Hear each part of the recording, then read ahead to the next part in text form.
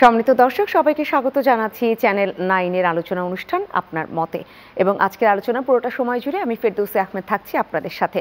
আজ কথা হবে যে শিরোনামে, সেটা হচ্ছে জাতীয় ঐক্য, এবং এই শিরোনামে আলোচনা যারা এগিয়ে নিয়ে যাবেন তাদের সাথে শুরুতেই আমি আপনাদের আলাপ করিয়ে দিব।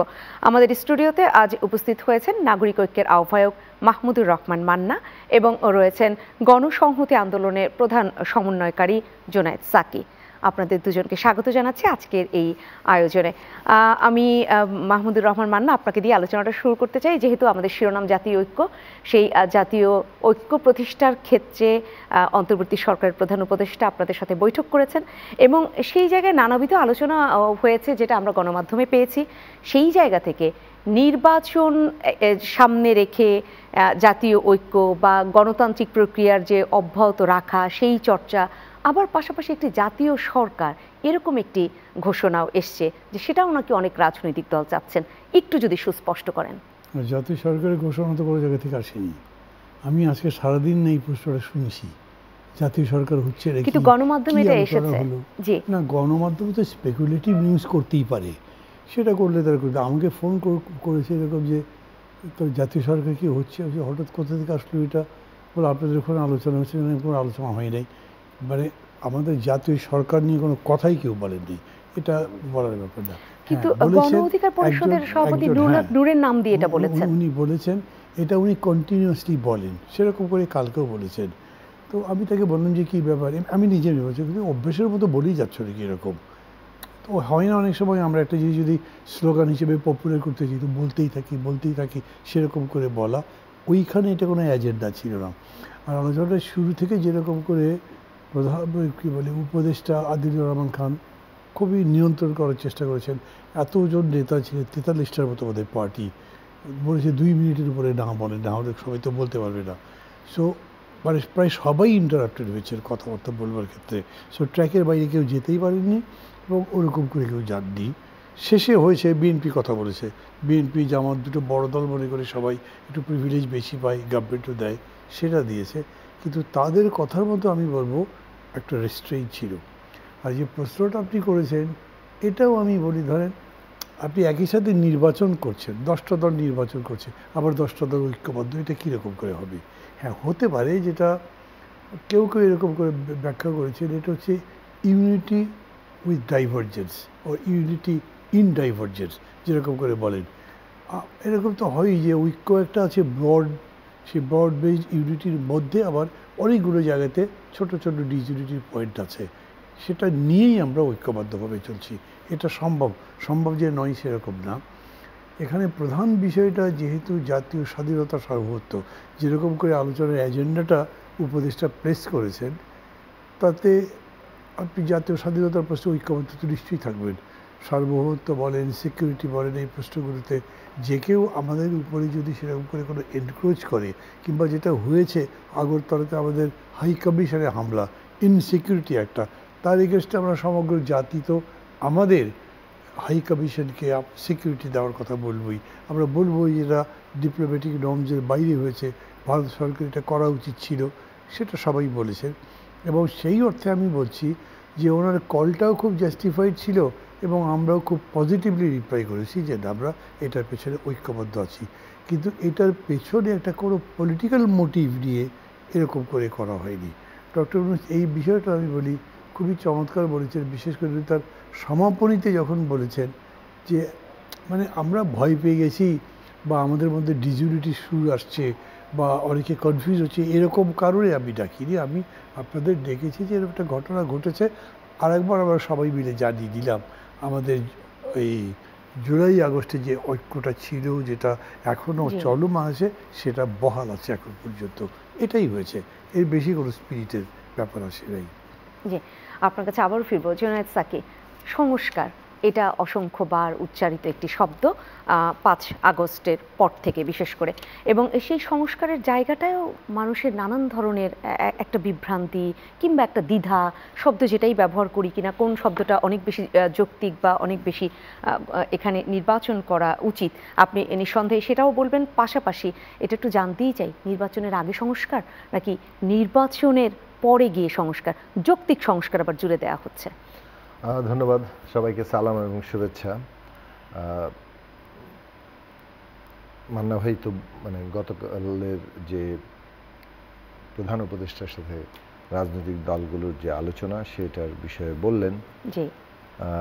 যদিও গতকালে এইটা কোনো এজেন্ডা ছিল না, তবে রাজনীতির ময়দানে 5ই আগস্টের পর থেকেই এই বিষয়টি একটা এজেন্ডা হিসেবে আসছে যে সংস্কার এবং নির্বাচন এই দুই কোনটা আগে কোনটা পরে, কিংবা দুইটা কি আসলে একে অপরের পরিপূরক নাকি পরস্পর বিরোধী।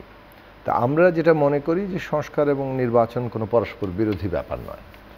আমরা 5ই আগস্টের আগেই কেন মানে গত বহুদিন ধরে এই সরকার যখন 14 সালের ওই রকম একটি নির্বাচন তথাকথিত নির্বাচন করে 153 জন নির্বাচনের আগেই নির্বাচিত ঘোষণা দিয়ে সরকার গঠনের সংখ্যাগরিষ্ঠতা নিয়ে নিল, ফলে নিজেরাই নিজেদেরকে নির্বাচিত ঘোষণা করে দিল। এটা হচ্ছে এইরকম একটা ব্যাপার।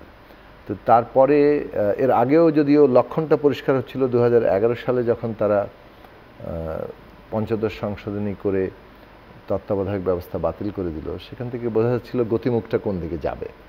এবং সেটা 14 সালে এসে কনফার্ম হলো যে তারা একটা একদলীয় একটা শাসন কায়েম করতে যাচ্ছে, যেটা চরিত্রের দিক থেকে স্বৈরাচারী, কর্তৃত্ববাদী এবং ফ্যাসিস্ট ধরনের।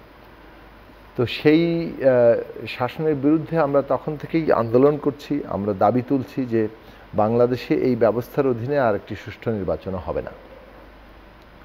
কিন্তু তারপরও 2018 সালে যখন এই কথা বলা হলো যে না, দলীয় সরকারের অধীনে সুষ্ঠু নির্বাচন হওয়া সম্ভব, আমার উপর ভরসা রাখেন, আমরা সুষ্ঠু নির্বাচন দেব, এইভাবে বঙ্গবন্ধুর কন্যা হিসেবে নিজেকে মানে তুলে ধরে তারপরে নিজে সকলের কাছে একটা ওয়াদাবদ্ধ হলেন।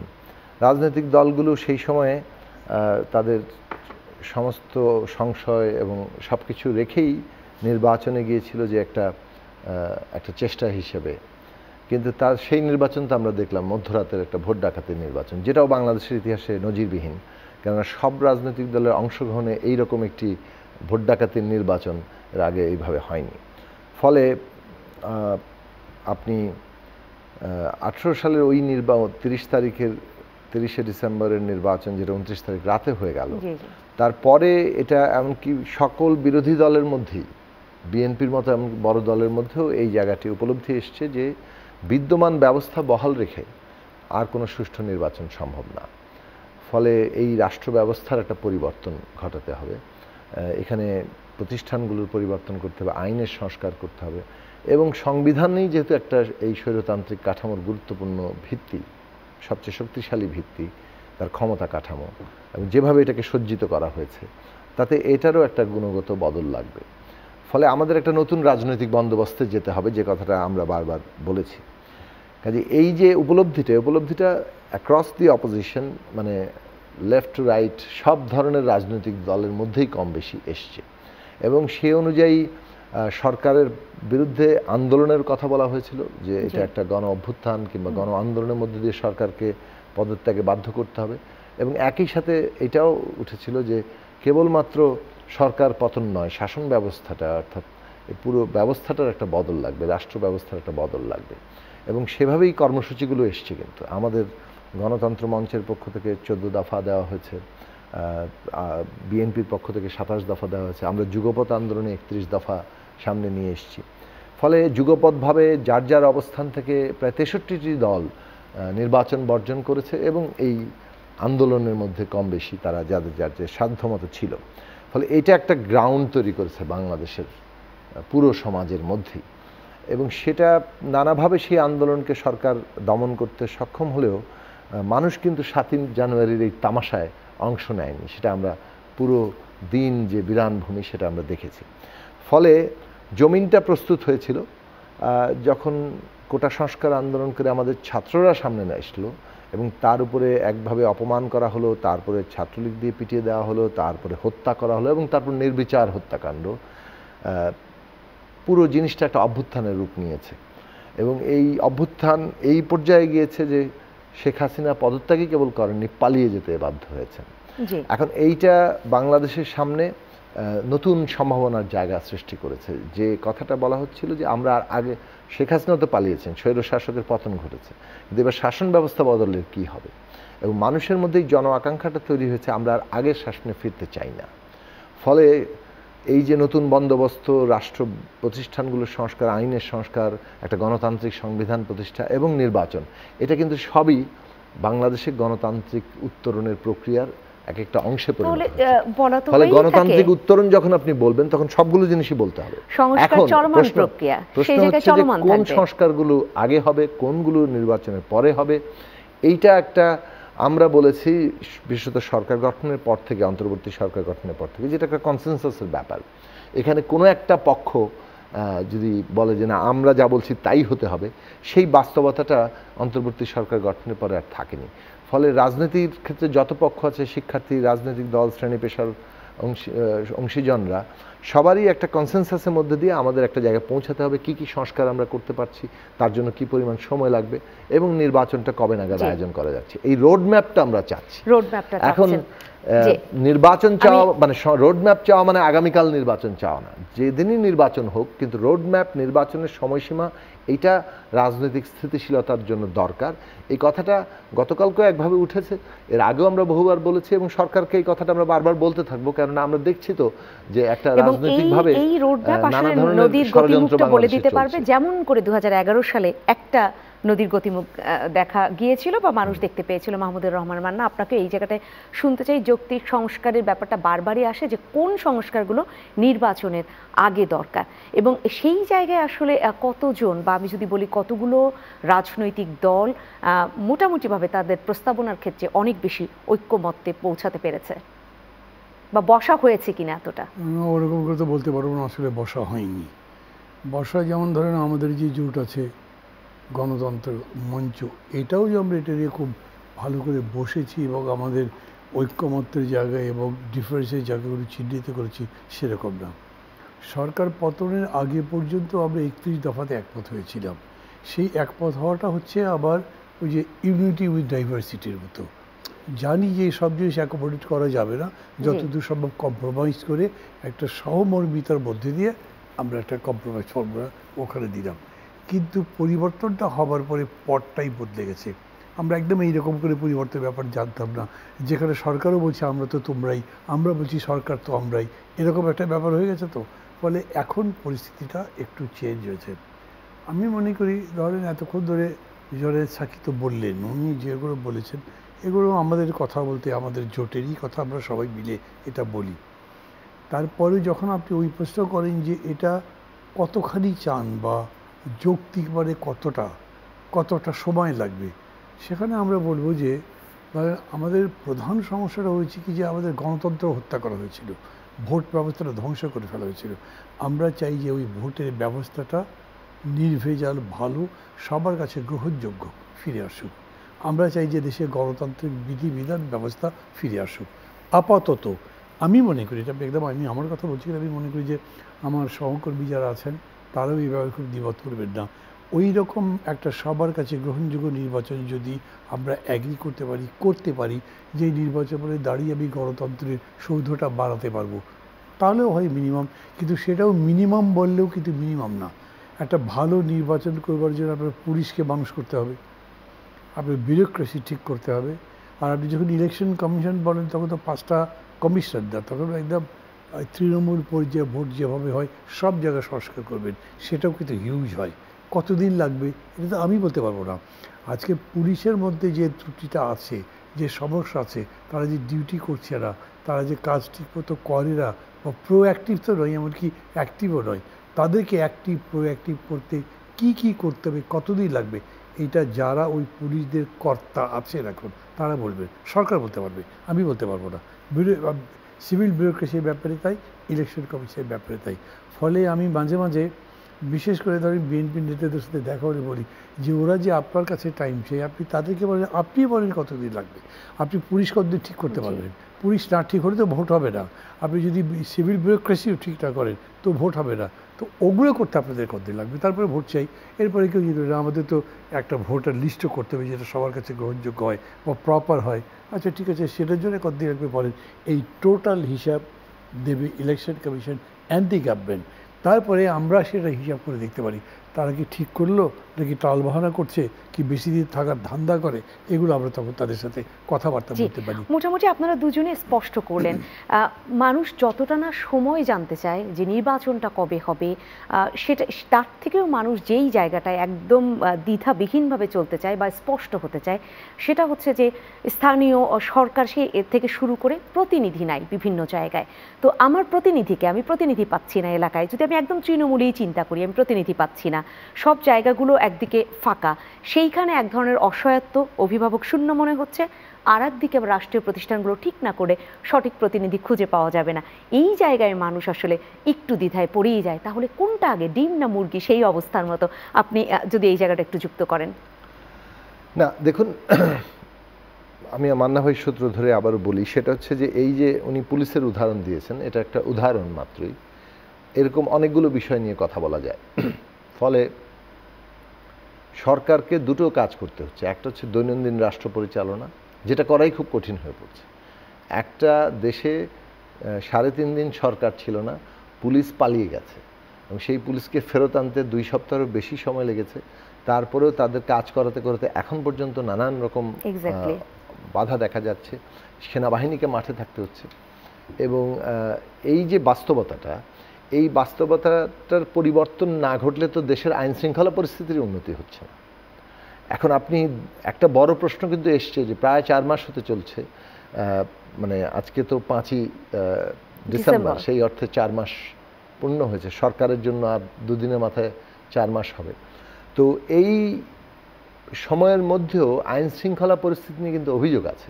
হ্যাঁ, ষড়যন্ত্রমূলক যে অভিযোগগুলো, যেগুলো আজকে আমরা দেশের পতিত ফ্যাসিস্টদের পক্ষ থেকে কিংবা তাদের এখন যারা সহায়তা করছে ভারতীয় মিডিয়া কিংবা ভারতের সরকার নানা অংশ, তাদের দিক থেকে আমরা দেখছি তাদের প্রচারণা আছে, কিন্তু একটা পুলিশের অকার্যকারিতার কারণে কিন্তু আইন শৃঙ্খলা পরিস্থিতি নিয়ে মানুষের মধ্যেও কিছু অসন্তোষ আছে। এখন এইটার যদি উন্নতি না হয় তাহলে তো দৈনন্দিন রাষ্ট্র পরিচালনার বিষয়টি একটা কঠিন থাকছে, নির্বাচনের আয়োজনের প্রশ্ন তো একটা গুরুত্বপূর্ণ ব্যাপারই। ফলে আগেকার সরকারের চাইতে এই সরকারের একটা বড় পার্থক্যের জায়গা হচ্ছে তাকে দৈনন্দিন রাষ্ট্র পরিচালনা করতে হচ্ছে, আবার এমন একটা রাজনৈতিক উত্তরণের কাজ করতে হচ্ছে যেখানে কেবল নির্বাচনই একমাত্র ইস্যু না, যেখানে একটা পুরো নতুন রাজনৈতিক বন্দোবস্তের প্রশ্নটাকে সামনে রাখা হয়েছে। তার কত অংশ আগে হবে পরে হবে সেটা একটা প্রশ্ন, কিন্তু এটা ফ্যাসিলিটেট করা কিন্তু এই সরকারের একটা ম্যান্ডেট, মানে জনগণের রায়। তো সেই দিক থেকে এতগুলো কাজ যখন একটা সরকারকে নিতে হচ্ছে, একটা প্রায় ভঙ্গুর রাষ্ট্র ব্যবস্থা মানে হাতে নিয়ে, যেখানে আপনি এত বড় একটা অভ্যুত্থান, একটা পরতে পরতে রন্ধ্রে রন্ধ্রে মানে ফ্যাসিস্টরা যেভাবে পুরো জিনিসটার একটা দলীয়করণ ঘটিয়েছিল, এইটাকে পুরোপুরি একটা ন্যূনতম অর্ডারে প্রতিষ্ঠা করাটাই আসলে একটা সময় সাপেক্ষ ব্যাপার। ফলে কিছুটা সময় তো লাগছেই এবং আরও লাগবে। এখন যে জায়গায় আমরা যেটা চেয়েছি, আমরা বারবার বলছি যে আবারও রোড ম্যাপের কথায় ফিরি, যে রোড ম্যাপ মানে কিন্তু সে কারণে কালকেই নির্বাচন নয়। রোড ম্যাপ মানে হচ্ছে একটা সময়সীমা, যে সময়সীমাটা ঘোষিত হলে যেটা ঘটে যে মানুষের মধ্যে সার্টেনটি আসে, নিশ্চয়তার বোধ আসে। এই নিশ্চয়তার বোধ তাকে রাজনৈতিক দিক থেকে স্থিতিশীল করবে, অর্থনৈতিক ক্ষেত্রেও কিন্তু স্থিতিশীলতা আনবে, মানুষ বিনিয়োগে আগ্রহী হবে, নতুন নতুন কর্মসংস্থানের জায়গা সৃষ্টি হবে, নানা ধরনের চাঞ্চল্য বৃদ্ধি পাবে। সেই জায়গাটা আমাদের দিক থেকে একটা মানে বারবার সরকারকে বলা হচ্ছিল। এবং এই যে ধরুন নানা ধরনের ষড়যন্ত্র যে কাজ করছে, সেটাও কিন্তু এইরকম একটা অনিশ্চিত পরিস্থিতিতে আরেকটু মানে যাকে বলে যে পায়ের নিচে তাদের জায়গাটা আমাদের দরকার। এখন আমরা এই কথাটা বলবো যে স্থানীয় সরকার নির্বাচনের বিষয়টি মানে আগে হবে না এটা পরে হবে, এই বিষয়েও তো আসলে কোনো সিদ্ধান্ত নেই। সিদ্ধান্তের জায়গাটা হ্যাঁ, আপনি যেটা বলেছেন ঠিক, যে নির্বাচিত প্রতিনিধিরা নেই, কিন্তু সেটার অভাব যাতে অনুভূত না হয় তার জন্য প্রয়োজনীয় ব্যবস্থা আমাদের নিতে হবে। প্রতিটা স্তরের কথা বলা হচ্ছে, প্রতিটা স্তরেই যাতে আবার শূন্যতা একেবারে শূন্যতা হিসেবেই না থাকে, প্রশাসক দিয়ে কিংবা নানাভাবে কিন্তু সেই ব্যবস্থাটা করা যায়। সেই সব ক্ষেত্রেও কিন্তু রাজনৈতিক দলগুলোর সাথে সরকারের একটা ঘনিষ্ঠ যোগাযোগ দরকার। সেই কারণে আমরা আলোচনাটা তুলেছি সংস্কারের মতো করে এই আলোচনাও আসলে চলমান, আলোচনার মধ্য দিয়ে আপনার আমার মতের পাশাপাশি আমাদের দর্শকদের মত এখানেই প্রতিফলিত হবে। ফিরছি বিরতি শেষে। সম্মানিত দর্শক, আপনার মত অনুষ্ঠানে নিচ্ছি ছোট্ট একটা বিরতি, ফিরবো শীঘ্রই, সাথে থাকবেন। আবারও ফিরে এলাম আপনার মত অনুষ্ঠানে। আজকে আমরা জাতীয় ঐক্য নিয়ে যেহেতু কথা বলছি, সেই জায়গায় জাতীয় ঐক্যের ক্ষেত্রে অন্তর্বর্তী সরকারের প্রধান উপদেষ্টার সাথে আপনাদের বৈঠকে যে আলাপচারিতা রয়েছে, এবং আপনি বিরতিতে যাবার আগেও যে জায়গাটা একটু বলছিলেন যে এই নির্বাচনটা অনেক বেশি দরকার, এরকম আলাপটি উঠেছে যে সমস্ত অপচেষ্টা ব্যর্থ করে দিতে। তাহলে অপচেষ্টা সহায়ক হবে। আমরা যেটা আসলে বলছি যে মানে যেমন ধরুন অনেকগুলো প্রশ্ন এসছে যে জাতীয় সার্বভৌমত্বের উপর এক ধরনের আঘাত আসছে, আমাদের ডেপুটি হাই কমিশনে আক্রমণ হয়েছে, কিংবা ইভেন পশ্চিমবঙ্গের মুখ্যমন্ত্রী বলে দিয়েছেন বাংলাদেশের শান্তিরক্ষী বাহিনী পাঠাতে হবে। তো খুবই মানে একদিকে হাস্যকর কথা, কিন্তু আমাদের জন্য তো একটা অপমানজনক বক্তব্য। কাজে এই ধরনের বক্তব্যের জায়গাটা আসছে, এবং যে মিডিয়া যেভাবে বাংলাদেশ বিরোধী একটা ভয়ঙ্কর অপপ্রচার করছে, ডিসইনফরমেশন একটা যুদ্ধ চাপিয়ে দিয়েছে, তাতে এগুলো আমাদের মোকাবেলা করতে একটা আমাদের ঐক্যবদ্ধ যায়, বাংলাদেশের মানুষ যে ঐক্যবদ্ধ, এবং বাংলাদেশে যে আসলে এই ধরনের অপপ্রচারগুলো যে এটা প্রকৃত অবস্থা মোটেই নয়, সেটা আমাদের অসত্যের বিরুদ্ধে সত্য দিয়ে মোকাবেলা করতে হবে, সেটা একটা জায়গা। আমি বলছি যে এই একদিকে ষড়যন্ত্র মোকাবেলা, দৈনন্দিন রাষ্ট্র পরিচালনা, রাজনৈতিক উত্তরণের জায়গায় কাজকে এগিয়ে নিয়ে যাওয়া, এই জন্য আমাদের দিক থেকে আমরা প্রস্তাব করেছি যে একটা রাজনৈতিক দল, শিক্ষার্থী, শ্রেণী পেশা, অংশীজনদের সাথে সরকারের একটা ঘনিষ্ঠ যোগাযোগ দরকার। এই সরকার তো কোনো নিজে পলিটিক্যাল পার্টি না, এই সরকারের সমর্থন ভিত্তি হচ্ছে জনগণ, এবং এই জনগণের এইসব প্রতিনিধি অংশীজনেরা। কাজেই তাদের সাথে তাদের ঘনিষ্ঠ যোগাযোগ দরকার। এই জন্য একটা ন্যাশনাল পলিটিক্যাল কাউন্সিল, জাতীয় রাজনৈতিক কাউন্সিল, কিংবা কোনো না কোনো কাঠামো দরকার। কোনো না না প্রপোজাল আমরা দিয়েছি, এবং সেটা তো আসিফ নজরুল বলেছেন যে উপদেষ্টা জনাব অধ্যাপক আসিফ নজরুল তিনি বলেছেন যে এই ধরনের প্রস্তাবও এসছে। কিন্তু জিনিসটা যেটা হচ্ছে যে কোনো না কোনো কাঠামো লাগবে যেখানে আরও নিয়মিত ঘনিষ্ঠ আলোচনা হওয়া সম্ভব এই পুরো উত্তরণ পর্ব পাড়ি দেওয়ার জন্য। মানে একটা বিষয় যে এই সরকার তো আসলে ব্যর্থ হওয়ার কোনো সুযোগ নেই, কারণ এই যে এত বড় অভ্যুত্থানের একটা গণতান্ত্রিক প্রক্রিয়ায় আমাদের উত্তরিত হতেই হবে। এটা আমাদের মানে একটা জাতির পুরো জনগোষ্ঠীর বলছেন সেরকম একটি কাঠামো আসলে দরকার, এবং সেরকম প্রস্তাবনা এসেছে, কিন্তু এখনো সেই কাঠামো আসলে নির্মিত হয়েছে, ব্যাপারটা তেমনটা না। কিন্তু নির্মিত হয়নি, কিন্তু তাদের বিবেচনার মধ্যে আছে, কিন্তু প্রস্তাবনা রয়েছে এবং তারা সেটা বিবেচনা নিয়েছেন। মাহমুদুর রহমান মান্না, এই জায়গাটা থেকে কাঠামো তো গঠিত হয়নি, কিন্তু একদম প্রান্তিকে বা জেলায় জেলায় 64 জেলায় সম্প্রীতি সমাবেশ করা, তাহলে এগুলো কারা করবেন? আমরাই করব, আপনারা করবেন। সেটা কি কাঠামো গঠনের পরে? ওটা কোনো বাধা তো ধরাবাধারিও থাকবার ব্যাপারেই তো। ধরেন এমনিতেই আপনার কোনো গ্রামে, আপনি যেখানে বাড়ি, সেখানে কিছু তরুণ ছেলেমেয়েরা মনে করলো যে ভারত যে আক্রমণটা করেছে, আক্রমণ মানে আমাদের হাই কমিশনের উপরে যে আক্রমণটা করেছে, সেটার প্রতিবাদে আমরা একটা মিছিল করবো। তো করতেই পারে, তারা সব দলকে ডেকে একটা করলো। না, এখানে আরেকটু সুস্পষ্ট হতে চাই, মানে কোনো যদি সমন্বিত উদ্যোগ না থাকে, তাহলে বিক্ষিপ্তভাবে কি আমার ইচ্ছা হলো, আমার মনে হলো যে আমার তাগিদ অনুভব করছি, আমি একটি এই অপপ্রচার রুখে দিতে একটি ব্যবস্থা নিলাম, এভাবে কি হবে বিক্ষিপ্তভাবে? একদম বিক্ষিপ্ত তো হচ্ছে না।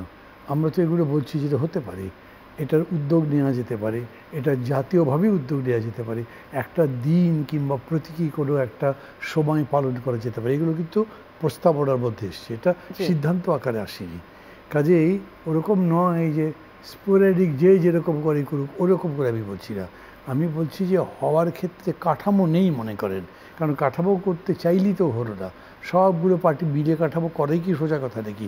কেন্দ্র থেকে শুরু করে নিচের স্তর পর্যন্ত সবাই মিলে এই কাঠামো বানানো। আমরা অতীতে যখন সর্বদলীয় রাজনৈতিক আন্দোলন করেছি তখনও হয়নি, বহু জেলাতে হয়নি, থানাগুলো যাওয়া তো পরের কথা।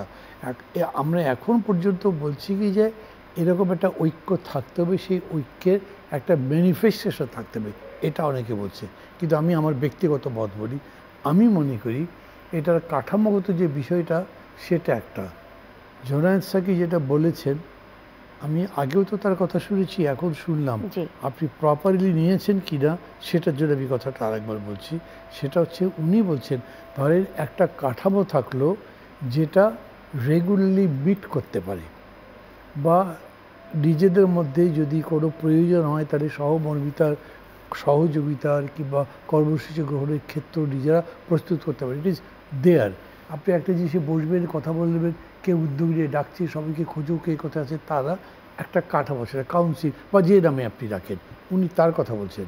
আর এইটা আসিফ নজরুল যেটা বলেছেন সেটা কিন্তু এইটা না, উনি বলতে চাইছেন যে বিভিন্ন রাজনৈতিক দলগুলো থেকে যে প্রস্তাবগুলো আসছে সেটা নির্যাস হিসেবে উনি বলছেন, যেমন একটা দিন পালন করা হলো, একটা ঘন্টা হলো, একটা সিম্বলিক কিছু করা হলো, এইটা বলছেন, এবং এটা সারা দেশব্যাপী হতে পারে এরকম করে বলেছেন। এটাই সেভাবেই কি আসলে যেটা জুনায়েদ সাকি বলেছেন, আমরা গণমাধ্যমে পেয়েছি তার একটি বক্তব্য, আপনার কাছ থেকে একটু শুনতে চাই। সেটা অসত্যের বিরুদ্ধে যুদ্ধ, বা মাত্রই তিনি আবার উচ্চারণ করলেন সত্য দিয়ে সেটা মোকাবেলা করতে হবে, বা ফ্যাসিবাদের বিরুদ্ধে গণতন্ত্রকে প্রতিষ্ঠিত করে মোকাবিলা করতে হবে। এগুলোও কি ওরকম কোনো নির্দিষ্ট ঘন্টা, নির্দিষ্ট দিনে এভাবে কি সেই আয়োজনটা হবে? এইটা তো আপনার একটা পলিসির ব্যাটারের মতো করে বললেন উনি। ধরেন আজকে হেমা মালিনী পিয়ার মধ্যে পার্লামেন্টে বক্তৃতা করেছেন, বাংলাদেশে হুলস্থুল হয়ে যাচ্ছে, এখন ওটা আপনি সত্য দিয়ে মোকাবেলা করবেন, ওনারটাও মোকাবেলা করতে হবে সত্য দিয়ে, তো এরকম করে আপনার বিদেশি মাধ্যমগুলো যেগুলো সেটাও মোকাবেলা করবেন। এগুলো আবার বলছি স্বতঃস্ফূর্ত বিক্ষিপ্ত বিচ্ছিন্ন হওয়ার ব্যাপার নয়, একটা ঐক্যবদ্ধ প্রয়াসের মধ্যে দিয়েই এগুলো মোকাবেলা সেটা কিভাবে হবে ওটাই একটু জানতে চাচ্ছি। যেমন আমি যদি এই সত্য বা অসত্য এই জায়গাটা দাঁড়াই, যে অসত্যের বিরুদ্ধে সত্য দিয়ে যুদ্ধটা করতে হবে, যে ডিসইনফরমেশন যে শব্দটা ব্যবহার করেছেন সেখানে সঠিক তথ্যটা দিতে হবে, তাহলে কোনটা সেই ডিসইনফরমেশন এবং সেই যে উদ্দেশ্য প্রণোদিতভাবে সেটা ছড়ানো হচ্ছে সেটাকে আগে একদম আইডেন্টিফাই করা, দেন সেই কাজগুলো কারা করবেন বা সেখানে কোনো ইউনিট গঠিত হবে কিনা। সেটা কোনো কষ্টকর বিষয় নয়। আমি তো জানি যা আমার এখানে ঘটছে, যা হচ্ছে না, কিন্তু যেটা হচ্ছে না সেটা হচ্ছে বলে চালানো হচ্ছে, তা আমি তার বিরুদ্ধে ফাইট করছি, যেটা আসলেই এখানকার রিয়েলিটি, সেটা দিয়ে।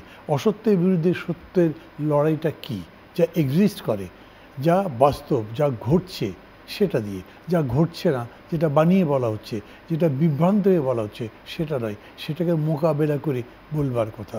এখন এটা আমি প্রক্রিয়ার কথা যে বলছেন, ধরেন এখন আমরা আমাদের সমস্ত হাই কমিশন বা মিশন বা যেগুলো যেখানে যেখানে আমাদের যে সংগঠন আছে সারা পৃথিবীতে, সব জায়গাতে সরকারিভাবে নির্দেশ পাঠানো হচ্ছে তোমরা এগুলো নিয়মিত মনিটর করো, এগুলো যেগুলো যেগুলো ভুল মনে হয় সেগুলো প্রোটেস্ট করো, তোমাদের নিজেদের কোনো যদি বিভ্রান্তি থাকে তাহলে আমাদেরকে এইভাবে যোগাযোগ করে জেনে নিয়ে তারপরে তোমরা জানাতে চেষ্টা করো। তো এরকম একটা উদ্যোগ হতে পারে।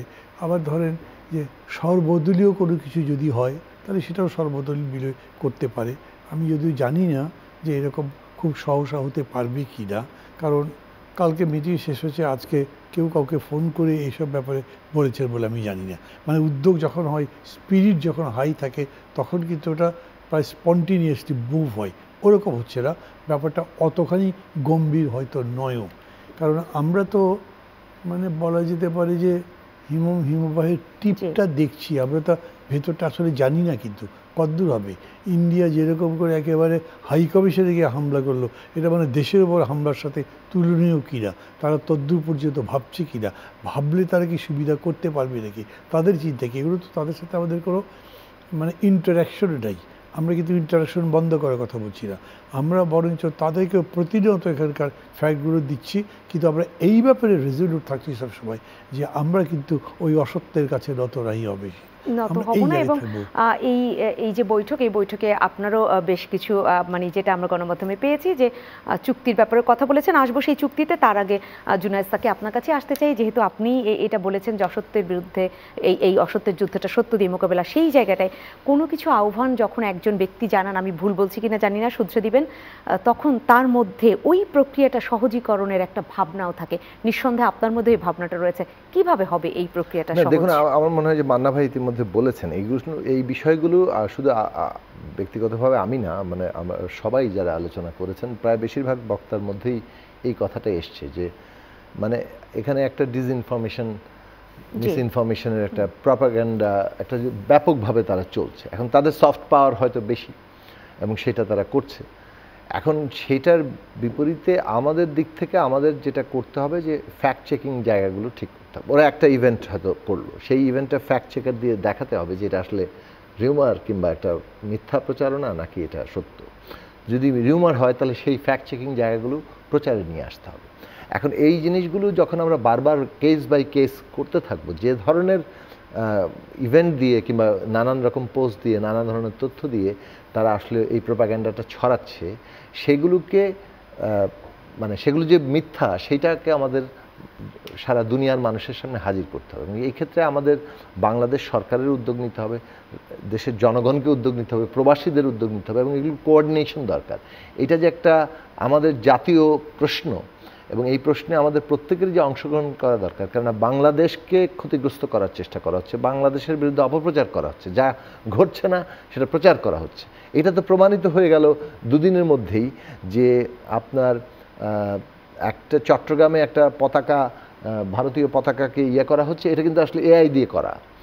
কাজে এই ধরনের যে কাজগুলো তারা করছে সেই কাজগুলোকে আমাদের নানাভাবে এটা প্রকাশ করে দিতে হবে যে এগুলো সবই হচ্ছে ফেক। মানে কোথায় বর্ধমানে কোন মন্দিরে কি হয়েছিল সেটা ছবি ব্যবহার করা হচ্ছে। 5ই আগস্টের আগে মানে অর্থাৎ আওয়ামী লীগের আমলে যে সমস্ত ঘটনাগুলো ঘটেছিল সেইগুলোর ছবি ব্যবহার করে 5ই আগস্ট পরবর্তী জিনিস দেখানো হচ্ছে।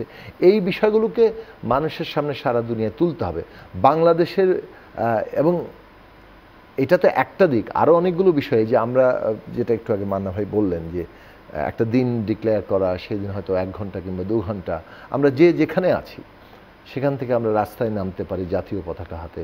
সারা দেশের মানুষ, এই দেশে মুসলিম, হিন্দু, বৌদ্ধ, খ্রিস্টান সকল ধর্মের মানুষের যে সৌহার্দ্য, তারা একটা বড় সমাবেশ, র্যালি, সভা যেতে পারে। জাতীয় পর্যায়ে কাজটা যতটা আমি এতক্ষণ আপনাদের আলোচনা থেকে যতটুকু বুঝলাম, জাতীয় পর্যায়ে কাজটা যতটা সহজ মনে হচ্ছে আপনাদের এই আলোচনা থেকে বা বক্তব্য থেকে, দেশের গণ্ডি ছাড়িয়ে বাইরে কাজটা অনেক সহজ হবে। আপনি যাদেরকে বলছেন যে যারা এই অপচেষ্টায় লিপ্ত রয়েছে, মাহমুদুর রহমান মান্না আপনি আগে যুক্ত করতে পারেন এই জায়গাটায়, তাদের হাতে প্রচুর টাকা রয়েছে, কারণ পাচারকৃত অর্থ তারা নিয়ে গেছে, সেগুলো ব্যবহার করে তারা নানান ধরনের প্রোপাগান্ডা ছড়াচ্ছে। সেই জায়গাটা কতটা শক্তিশালীভাবে আমরা পারবো? জানেন, লুটের টাকার প্রতি না ভালোবাসা বেশি, লুটের টাকা খরচ করতে চায় না। কিন্তু আপনি অনেস্টলি যে টাকাটা আর্ন করেছেন সেটা অনেস্ট পারপাসে খরচ করতে খুব আটকায় না। সরকারের কাছে টাকা কম পড়ে গেল আর এই লুটেরাদের কাছে টাকা বেশি, তারা প্রোপাগান্ডায় আমাকে জিতে যাবে, তা তো সম্ভব হবে না। বরঞ্চ এরকম বহু সময় হয়েছে জনগণের কাছে কোনো টাকা নেই, তারপরে চাঁদা তুলে এত টাকা হয়েছে যে অনেক ধনাঢ্য লোকজনও সেই টাকা জোগাড় করতে পারেনি। এখানে টাকার ক্রাইসিস নিয়ে কেউ কিছু ভাবেনি, এরকম সংকট কেউ এবার এখন পর্যন্ত কারো বিবেচনার মধ্যে আসছে বলে আমি জানি না। যে সমস্ত প্রোপাগান্ডা করা হচ্ছে এটা খুব যে এক্সপেন্সিভ একটা প্রোপাগান্ডা সেরকম তা না। আমি তো এআই দিয়ে জিনিস বানাচ্ছি না, আমি তো সত্যি ঘটনাটা তুলে ধরছি এবং আমি যেখানে যেখানে পারছি সেটাকে সাপোর্ট দিচ্ছি, প্রোভাইড করছি, তাদেরকে মানে ইকুইপ করছি যাতে তারা সেই কাজটা করতে পারে। এটাও খুব এক্সপেন্সিভ ব্যাপার যে আমি সেরকম মনে করি না যে ওদের লুটের টাকার কাছে আমি হেরে যাব, সেরকম হবে না।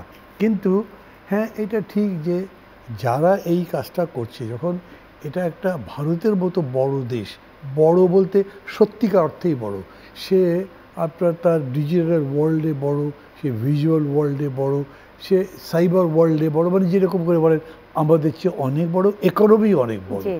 সেইটার লড়াই করতে হয়তো আমাদের কষ্ট হবে একটু, সেটা আমি মানি, কিন্তু সেই লড়াইটা আপনি জিতবেন এই কারণে এখন যেহেতু এটা একটা টেকনিক্যাল ওয়ার, আপনি তো প্রমাণ করতে পারবেন যে এই ছবিটা জাল, এই ঘটনাটা ঘটেনি। অথবা যেমন ধরেন কথা বলছি, মানে মমতা ব্যানার্জি বলছেন জাতিসংঘের প্রতিনিধি পাঠানো হোক, আমি তো বলি পাঠান, কালকে আসে না কেন তারা, এসে দেখুক কোথায় ওনার কথার সত্যতা প্রমাণিত হবে। কোথাও হবে না। আমি কনফিডেন্ট বলি, আমি এটাকে ভয় পাওয়ার কোনো কারণ নেই। আমাদের পক্ষ থেকে আমরা এটা বলেছি যে যে কেউ এটা পরীক্ষা করে দেখতে পারে, আমাদের এখানে এরকম কোনো কিছু হচ্ছে না।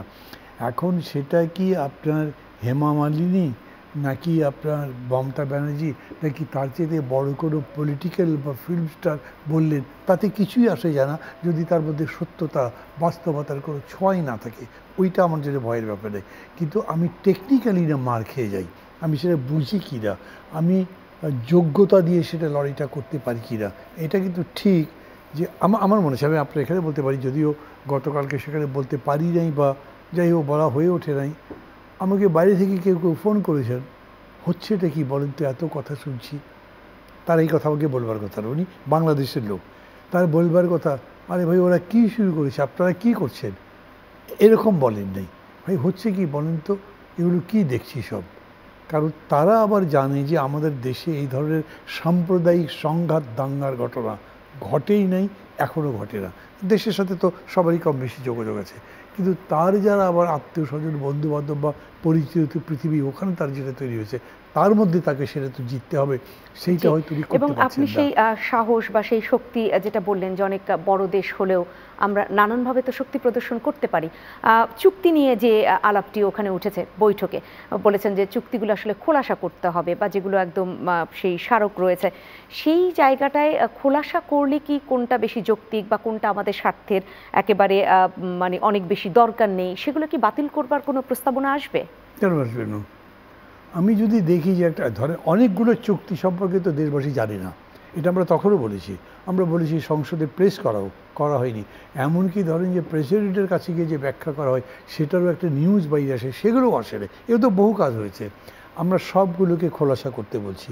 সেটা পড়বার পরে আপনার যদি মনে হয় এরা তো দেশের স্বার্থে বিরোধী, আদানির সাথে চুক্তি কি করেছেন সবগুলো মানুষের কাছে আসুক। আরও অনেকগুলো চুক্তি বলতে পারি আমি।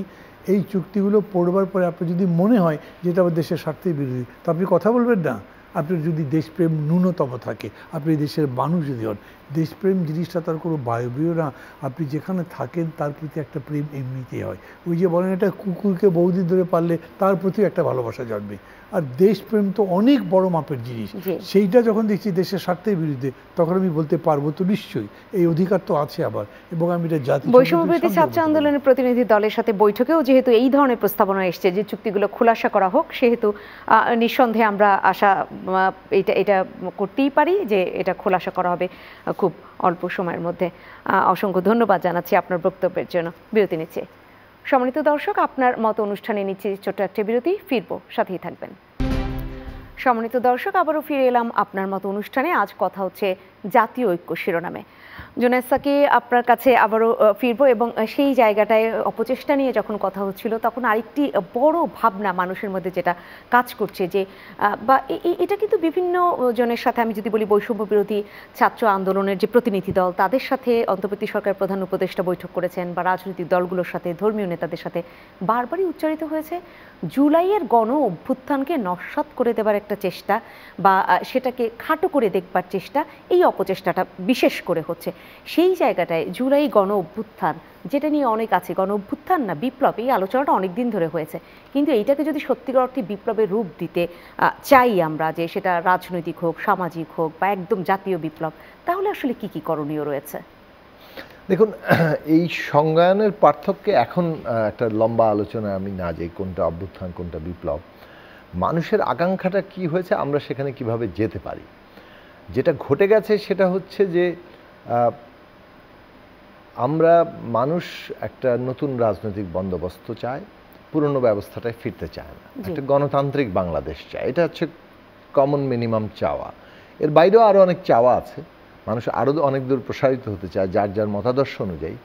কিন্তু যে জমিনটা গত 15 বছর কিংবা বলতে পারেন বিশেষভাবে মানে 11 সালের পর থেকে বাংলাদেশে যখন ভোটের অধিকার আবারও মানে কেড়ে নেওয়া হচ্ছে বলে মনে হতে থাকলো, সেই থেকে কিন্তু এই বলতে পারি যে মানুষের মধ্যে এটাই আকাঙ্ক্ষা হয়েছে যে আমরা আমাদের ভোটাধিকার চর্চা করতে চাই এবং আমরা জনগণের হাতে ক্ষমতা, যেটা ভিত্তিতে আসলে এই রাষ্ট্রটার পতন হয়েছিল, সেই জায়গায় ফিরতে চাই।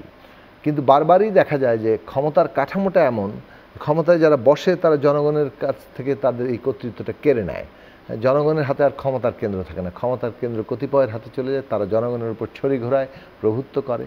সেই জায়গাটা মানুষ পছন্দ তো করেনি, বরং মানুষ এটা বারবার এর বিরুদ্ধে লড়াই করেছে, জীবন দিয়েছে। এবং এইবারে জীবন মানে কতদূর পর্যন্ত মানুষ গিয়েছে যে একটা পূর্ণ সশস্ত্র রাষ্ট্রশক্তির বিরুদ্ধে, যাকে লেলিয়ে দিয়েছিল জনগণের বিরুদ্ধে এই সরকার, যাকে কাজে লাগানোর চেষ্টা করেছে সর্বোচ্চ মাত্রায়, এমনকি সেনাবাহিনীকে দিয়েও একেবারে নির্বিচারে গুলি করে আরও হাজার হাজার মানুষ মেরে ক্ষমতায় থাকতে চেয়েছিল।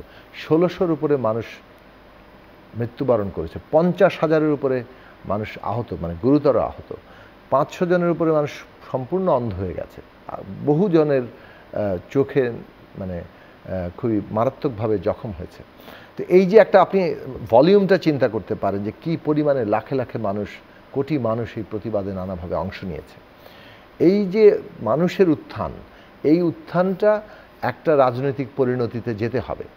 সেই পরিণতিটা হচ্ছে একভাবে রিক্লেইম করা 53 বছর আগে যে রাজনৈতিক আকাঙ্ক্ষাটা তৈরি হয়েছিল, যে এই রাষ্ট্রটা পত্তন হচ্ছে, এই রাষ্ট্রটা কি করবে, সেটা ঘোষণা কিন্তু দেওয়া হয়েছিল 10ই এপ্রিল 1971 সালে যুদ্ধের মধ্যেই, যে এই রাষ্ট্রটা তার নাগরিকদের জন্য সাম্য, মানবিক মর্যাদা, সামাজিক ন্যায় বিচার প্রতিষ্ঠা করবে। এবং সেই প্রতিষ্ঠার ডাকটি 53 বছরে পূরণ হয়নি, এবং এটা মানুষ আবার রিক্লেইম করছে। আমাদের ছাত্র তরুণরা রিক্লেইম করেছে যে এখানে একটা বৈষম্যহীন রাষ্ট্র হতে হবে। আপনি বৈষম্যহীন রাষ্ট্রের মধ্যে, বৈষম্যহীন বাংলাদেশের মধ্যে ওই তিনটে জিনিসই পাবেন, যে ন্যূনতম সুযোগের সমতা, মানবিক মর্যাদা, সে যে কোনো পরিচয়ের হোক না কেন। হ্যাঁ, আপনি ধর্মীয় পরিচয়, জাতিগত পরিচয়, আপনার লিঙ্গীয় পরিচয়, আপনার রাজনৈতিক বিশ্বাস, আপনার জীবন চর্চা, যাই হোক না কেন, যে পার্থক্যই থাকুক, রাষ্ট্রের কাছে আপনি নাগরিক এবং আপনার মর্যাদা নিশ্চিত করা রাষ্ট্রের কর্তব্য। আমাদের সামাজিক ন্যায় বিচার প্রতিষ্ঠা করতে হবে। এগুলো সবই কিন্তু বৈষম্যহীন রাষ্ট্রের। এখান থেকেই সবচেয়ে বেশি 53 বছর আগে মানুষ যেটা চেয়েছিল, সেই যে বৈষম্যহীন একটি সমাজ, এবং আপনি যে 4টি সেই ভিত্তির কথা বললেন, সেটা 53 বছরে মানুষ পায়নি, এদেশের মানুষ পায়নি।